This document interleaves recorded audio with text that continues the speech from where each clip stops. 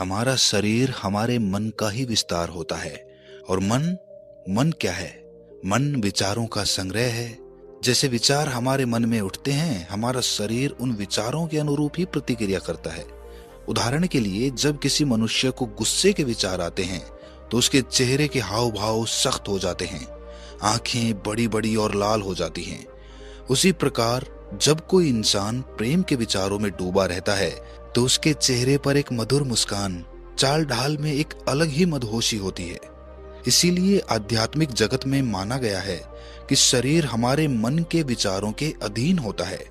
एक अभिनेता मन में उठ रहे विचारों को नियंत्रित करके परिस्थिति के अनुसार ही अभिनय करता है। लेकिन बड़ा सवाल ये है कि क्या मन के विचारों के द्वारा शरीर के रोग दूर किए जा सकते हैं? कुछ लोग सोच रहे होंगे कि अगर ऐसा संभव होता तो अस्पताल तो सारे बंद हो चुके होते। विचारों के माध्यम से इंसान अपना रोग घर बैठे ही दूर कर लेता। तो इसका जवाब है सही तरीका। उचित विधि भी तो पता होनी आवश्यक है, और फिर उस पर निरंतर अभ्यास भी बहुत महत्वपूर्ण है। तो इस वीडियो में उस विधि के बारे में संपूर्ण जानकारी मिलने वाली है। अंत तक बने रहिएगा।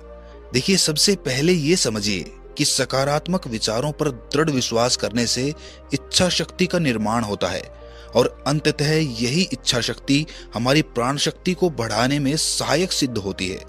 परमहंस योगानंद जी द्वारा लिखित किताब ऑटोबायोग्राफी ऑफ ए योगी, एक योगी की आत्मकथा में एक प्रसंग का उल्लेख किया गया है, जिसके अनुसार लाहिड़ी महाशय अपने शिष्य युक्तेश्वर जी से कहते हैं कि मैं तुम्हें अभी दिखा सकता हूं कि जिन विचारों पर तुम दृढ़ विश्वास करते हो वही विचार प्रत्यक्ष हो जाते हैं।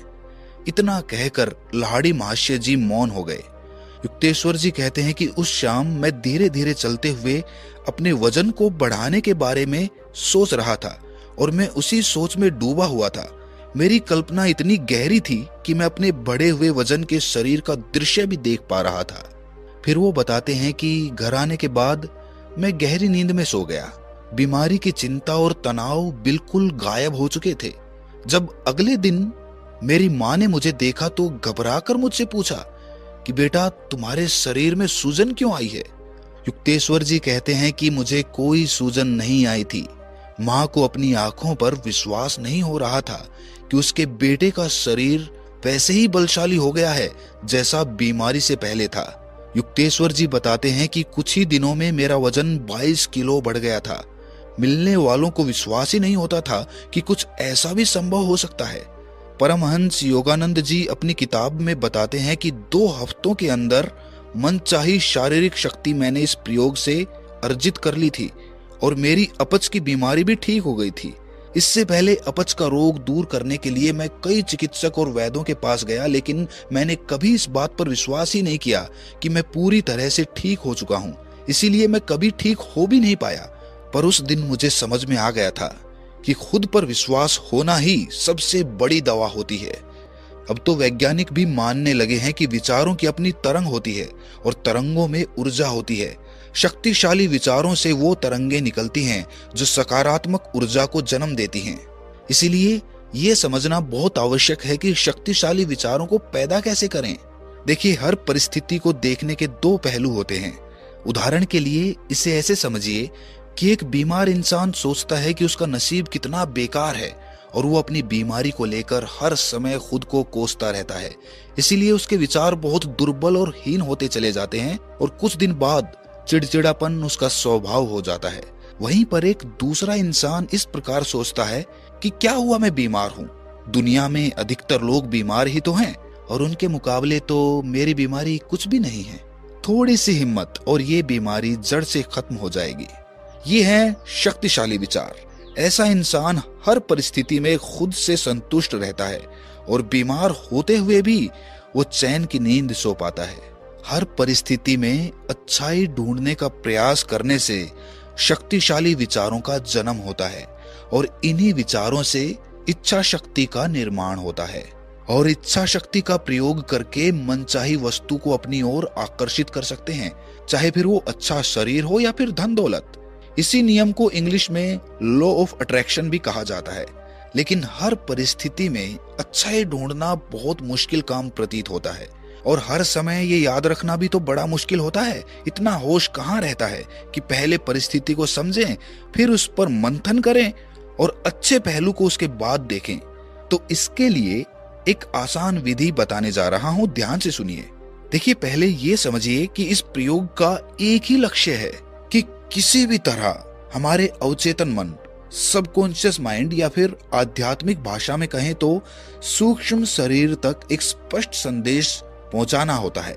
हमारे विचार बड़े उलझे हुए होते हैं, इसीलिए अवचेतन मन तक एक स्पष्ट संदेश नहीं पहुंच पाता।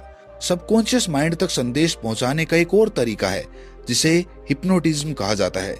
जी हाँ, अपने कॉन्शियस माइंड यानी कि चेतन मन को हिप्नोटाइज करके अवचेतन मन तक संदेश पहुंचाया जा सकता है। और कॉन्शियस माइंड को हिप्नोटाइज करने का मतलब है इसे सुला देना। जी हाँ, जब आपसी द्वंद्व और मतभेदों के विचारों से भरा चेतन मन सो जाता है तो अवचेतन मन तक संदेश पहुंचाना आसान हो जाता है। देखिए, हमारा अवचेतन मन केवल ऑर्डर्स लेता है।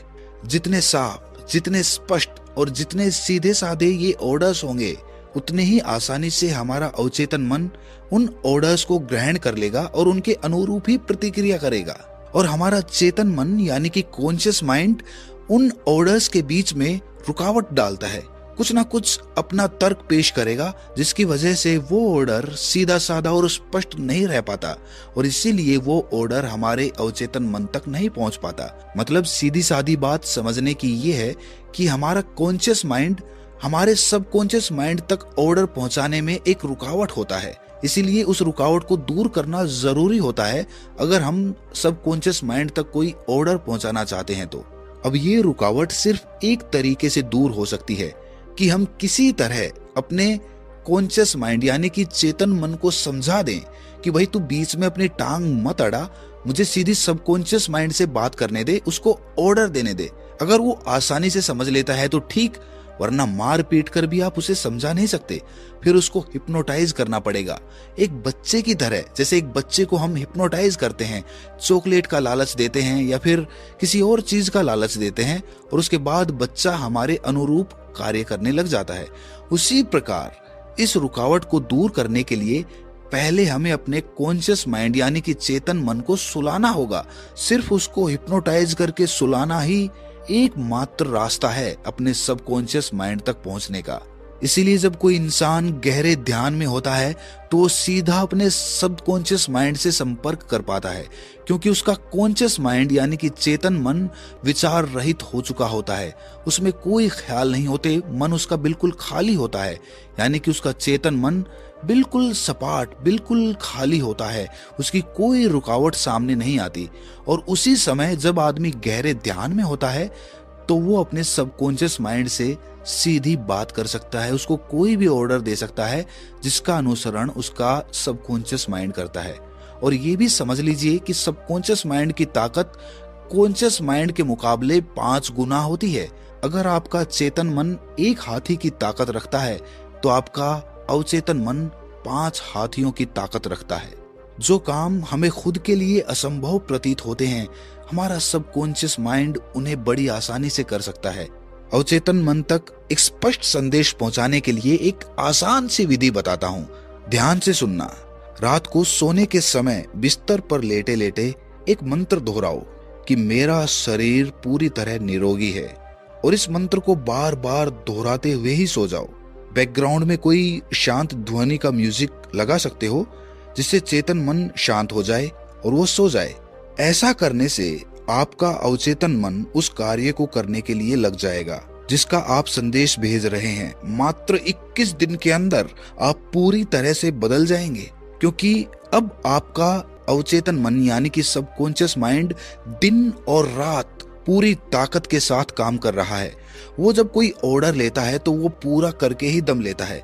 उसके लिए वो सबकॉन्शियस माइंड आपको पूरी तरह से बदल कर रख देगा। अगर आपके शरीर में आलस्य है तो उस आलस्य को दूर करके आपको मेहनत करने के लिए प्रेरित करता है। अगर आप बीमार हैं तो आपके शरीर को स्वस्थ करने के लिए तत्पर हो जाएगा और अपनी पूरी ताकत के साथ आपके शरीर के रोग दूर करने के लिए पूरी मेहनत करने लग जाएगा। और यही वो तरीका है जो बिना कोई दवाई खाए हमारे शरीर के सारे रोग दूर कर सकता है। मुश्किल से मुश्किल बीमारी को ठीक कर सकता है, जो बड़े से बड़ा डॉक्टर भी ठीक नहीं कर पाया। लेकिन इस पर पूर्ण विश्वास, पूरी श्रद्धा होना बहुत आवश्यक है, क्योंकि ये पूरा मन का खेल है। मन के द्वारा ही आप अपनी बीमारी को ठीक कर रहे हैं।